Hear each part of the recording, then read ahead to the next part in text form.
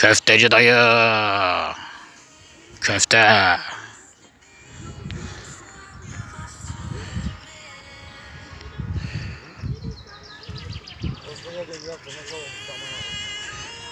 Köfteci.